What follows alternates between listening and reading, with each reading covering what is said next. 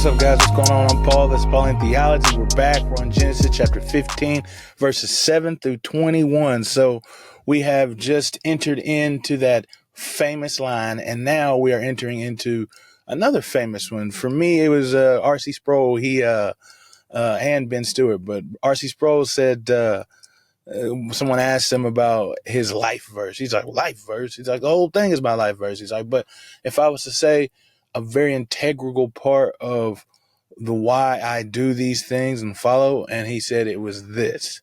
It was this chapter, these verses. He said, because this shows the promises of God in full. And so we're about to go through the promises of God in full, right? If you haven't checked it out, 15, 8 through 21, go ahead and hit those up, read them, see what they have to say, come back and we'll answer the questions. If you've already read them, man, hey, let's dive on in. What do we got here? What do we got going on? Well, first off, we've got where it says this. God declares himself to Abram. He says, I am the guy that called you up out of Ur of the Chaldeans. He's like, and I'm going to give you this land. So not only, first off, is he going to give him the seed or going to give him a child, because that's the thing he wanted, but he said he reestablishes the fact that he's going to give him this land, or at least give this land to his descendants. And then Abram asked another question. We got the first one. He asked a question. He's like, well, what's the promises mean to me if I don't even have a child? And then now he comes, he says, well, how will I know that I'm going to possess the land? Because Abram is actually going to die before he gets the land to his family. Well, God decides to impart on him the knowledge of what's going to happen, a revelation. I don't know if it's proper to say he prophesies to him, because it's God himself saying these things, but he tells him exactly what's going to happen to his family, that they're going to go be sojourners in a land, be afflicted for 400 years, but then God's going to judge those people, and then he's going to let them out with many possessions, and they're going to take over the land. And the reason they haven't taken over yet is because he's waiting for the iniquity of the Amorites to become full. Once that happens, he's going to use the Israelite people, the Hebrews, to inflict just judgment upon those who live in that land. And he tells them these things. And so, he also says, before he says that, he actually tells Abram to go get these animals. And then Abram gets the animals, cuts them in half, sets them in front of each other. And then a deep sleep falls over him. And as this deep sleep falls over him, it says that a fire pot and smoke went through these, and those are representative of God, of Yahweh, who passes through these things. Now, the significance between this is that he is making a covenant. He says, I made a covenant with you. I've cut a covenant. And so that cut a covenant is can be two things. It's like, to establish that covenant, they had to take the animals and they had to cut them. They open them up. But also a thing is that God is obligating himself. There has been, witnesses that attest to the fact that this covenant ritual could be something of placing curses upon yourself if you were to break the covenant, those who pass through what is called the pieces.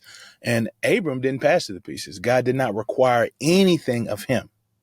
The only thing that was required was God himself passing through this, passing through the pieces. And so if the covenant is broken, then the one who broke it must be just as those pieces are, torn asunder. And what's so powerful about that is that in the end, that's what happens. As man breaks the covenant, as man continues to malign the covenant that God made to us as he bound himself with us, the one who suffers the punishment to keep us together is Yahweh, as he come in the form of Jesus and he broke himself on that tree. That's just a beautiful picture of the gospel. And that's why R.C. Sproul said this was his picture, because it shows the gospel in full, is that God made a covenant with us, with Abraham and with Abram. And it's been passed down to us, as we see through the writings of Paul, that we are part of the family of Abram when we believe in the way or have the faith of Abram. And so as we have that faith of Abram, as we continue to sin and break this covenant, though it's not obligations and stipulations were not on us, the curse was placed on Yahweh himself, and he has suffered the curse of the broken covenant so that we can maintain a relationship with him and we can receive the promises that happen. And that's such a beautiful thing. So what's this saying about God? Is that he willingly binds himself to us. That he willingly binds himself to us, that we can have a relationship with him, even though we do not deserve it. This picture shows that it is all unilateral. It is all God who does this.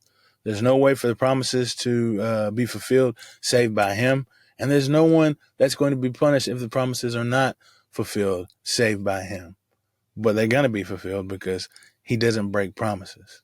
He's a promise keeper, which we've seen and talked about a whole lot in Genesis, that he fulfills his promises. As a matter of fact, that's one of the great themes that we see throughout it. And I hope that's getting in your head, guys, is that God is faithful to keep his promises. What's to say about man is there's nothing that we can do. I hope I made that clear too, that Abram did nothing in order to gain this relationship. He proved himself in this relationship because he trusted in what God said by saying that he believed him. And he carries out those actions too. He's justified by his works, and the fact that you can see that he truly trusts God by the way that he's acting. But there's nothing that gain him any kind of merit or favor to receive these promises that God had promised him. And that's the same way with us. So how do we apply these truths to our lives? I think that we shouldn't be afraid to confirm the promises of God. You see, he asked, how will I know? And then God said, well, let me confirm it with his oath. Let me confirm it with his covenant. Let me confirm it with a solemn promise. And don't be afraid to do that.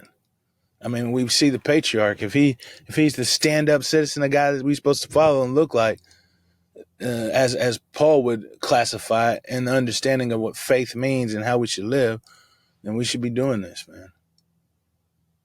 It's our heart, though. It's the gaining or the understanding of our heart and the questions that we ask. Because if we truly want to draw near to God and we want to know that he is for us, then look and know and see and ask. Don't be afraid. He knows your heart already. I think we talked about that in the last episode. He knows your heart already. He already sees it. He looks deeper than the outside. He goes deep on the inside. And so because of that, man, go to him. Go to him. I appreciate you guys for listening, and I'll see you in the next episode.